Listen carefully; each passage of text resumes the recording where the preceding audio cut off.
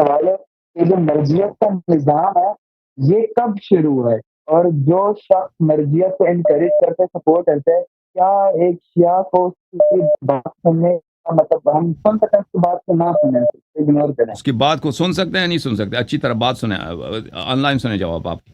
Thank you. مرجعیت کا نظام کب سے شروع ہوا ہے؟ جو موجودہ مرجعیت کا نظام ہے یہ شیخ مرتضیٰ انصاری کے بعد، آخوند خراسانی کے بعد، شیخ مرتضیٰ انصاری کے بعد شروع ہوا. اس سے پہلے اس طرح نہیں تھا مرجعیت کا نظام، اس سے پہلے بلکہ شیخ مرتضیٰ انصاری کے بعد بھلے اور مجدد شیرازی کے بعد، ان کے بعد اور آخون اس زمانے سے زور پکڑ گئی. پہلے اس طرح نہیں تھا. اچھا، اب کوئی اگر مولوی مرجعیت کی تائید کرتا ہے اس کی باتیں ہم سنیں جی؟ بدعتی کی باتیں نہیں سننی چاہیے، بدعتی کی باتیں سننا حرام ہے. یہ شریعت کے خلاف ہے. رسول اللہ صلی اللہ علیہ وآلہ وسلم نے اس بات سے منع فرمایا، اہل بیت علیہ السلام نے اس بات سے منع فرمایا کہ ایک شخص اگر وہ بدعت بک رہا ہے تو آپ اس کی باتیں سنیں.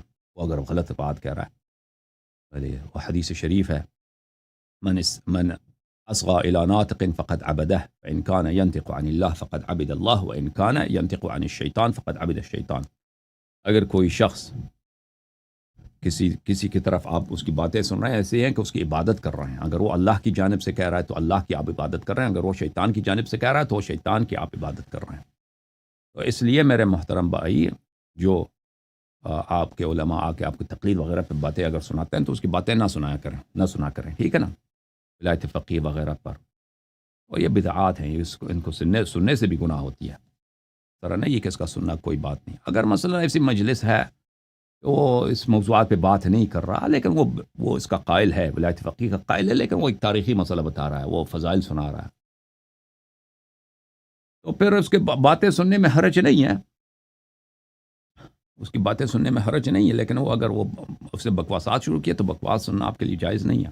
یعنی بدعت، بکواس سے کیا مراد ہم لیتے ہیں؟ یعنی بدعتیں.